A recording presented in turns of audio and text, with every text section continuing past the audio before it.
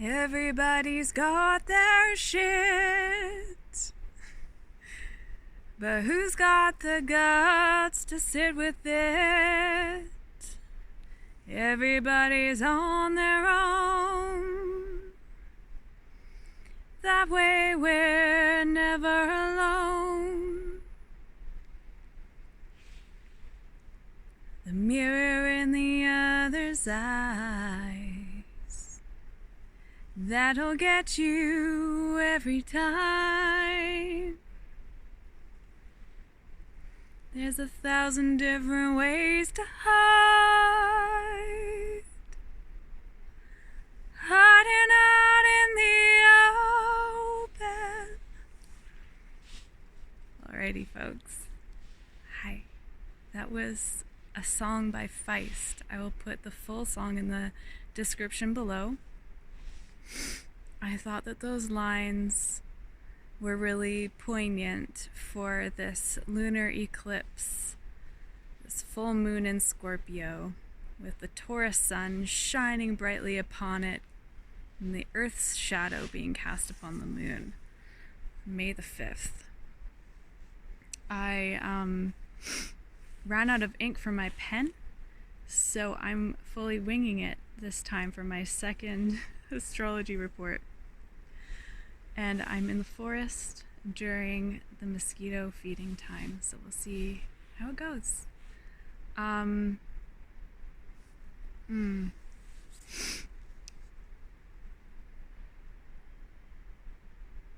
Yeah, full moon, Scorpio,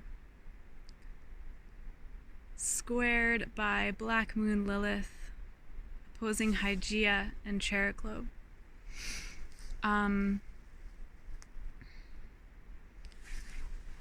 The sun is, as I said, shining its light upon the moon, the sun, and that whole meeting of planets that I spoke about in my last one.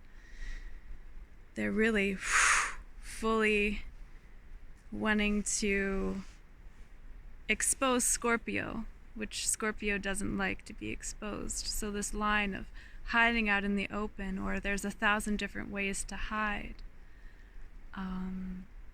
And with Black Moon Lilith in there, bringing up also themes of consciousness, unconsciousness.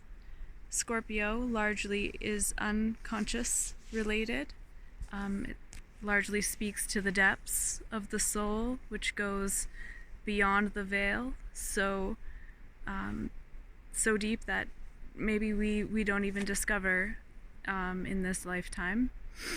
And I really do believe that this opposition of Hygeia and Chariklo there is really super supportive, because what most certainly is being experienced by every human being right now, whether they're conscious of it or not, is old repetitious cycles and patterns of behavior and of shadow are reoccurring, are resurfacing, are re-spiraling through. And with Pluto stationing retrograde, squaring the nodes of the moon, which are also in Taurus and Scorpio, this can feel like stuckness. And so I really do see this as a call to embrace the wonderful space-holding gifts of Chariklo. She's Chiron's wife, and is the one who holds space for Chiron to go through his healing journey. Just mosquitoes, sorry. And so she's holding this beautiful, beautiful space for us to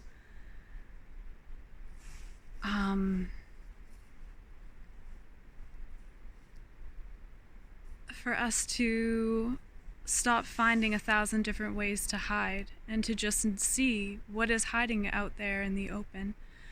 What aspects of our self or our shadow are coming up to the surface. And instead of getting caught up in this, oh, well, I became conscious of this pattern of mine, ages ago, I should not be doing this again, and getting hard on ourselves. It's like, just be with it. And if that's where you are, then just be with that. Just be with that self-loathing.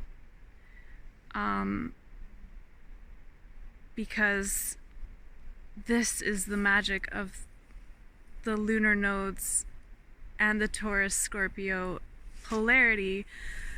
When I say that our shadow sustains us, I really do mean that, in the way that we experienced trauma.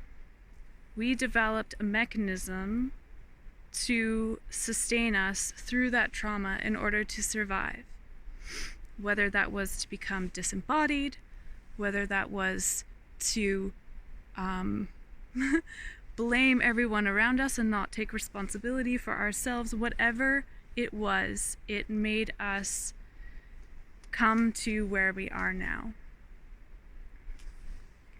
And our shadow is not something to shoo away. It is not something to hide away.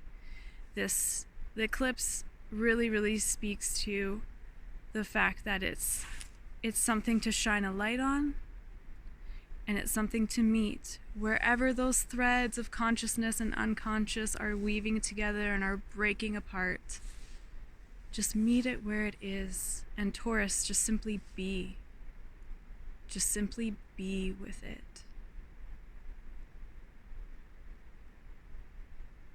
And I know that it might sound counterintuitive. You're feeling stuck, just be with it.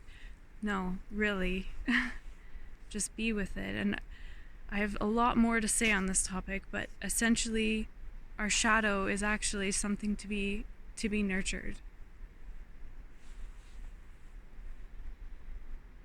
Something to be fed, it's something to be cared for, because it has brought us this far. And so when we're out, when the storm is hitting, maybe that's not the time to feed it, but when we are able to have a Taurus moment and breathe and just do whatever techniques we have to get ourselves back into our bodies and to be with what is coming up.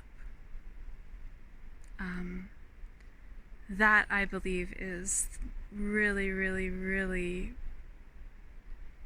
providing us with a beautiful time for accelerated healing, although it is massively in the trenches and in the depths and not a cakewalk whatsoever. Yeah. What else do I want to say? I want to sing the last line of the chorus of this song, Hiding Out in the Open by Feist. Love isn't a thing you try to do. It wants to be the thing compelling you to be you. Yeah. We have Venus and Gemini squaring Neptune. And I know that this can be interpreted differently. But yeah, I really see Venus and Gemini can kind of be like, how do I make this happen? Like, how do I love all of myself? This is kind of like the mainstream game. It's kind of like the motto is like, just love yourself. And it's not, you can't do it on the surface level like that. So it's about integrating the higher octave of Venus Neptune that really, and then gathering all of that beautiful Taurian energy radiating from the sun and the North Node, and just like being in that love in the depths of our shadows, and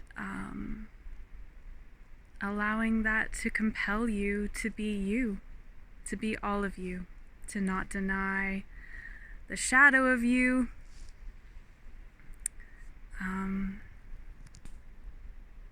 Yeah, okay, it got very dark very quickly. This is time to finish. Okay, I will catch y'all later. Please let me know how this lands. Feedback is very important to me.